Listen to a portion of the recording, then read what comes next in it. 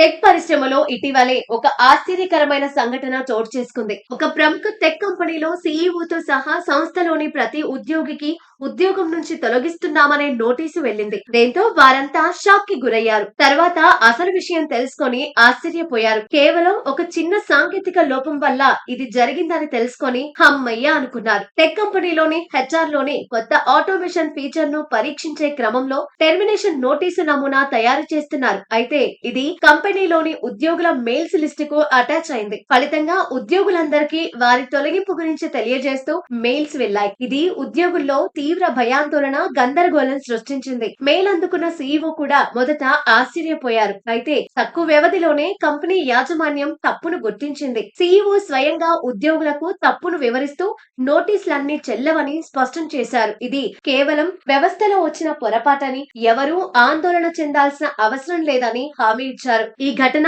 టెక్నాలజీపై అతిగా ఆధారపడటం వల్ల తలెత్తే అనూహ్య పరిణామాలను, హెచ్ఆర్ ప్రక్రియలలో పటిష్టమైన క్వాలిటీ చెక్ ఎంత ముఖ్యమో తెలియజేస్తోంది. కాగా ఈ ఘటన సోషల్ మీడియాలో తెగ వైరల్ అవుతోంది.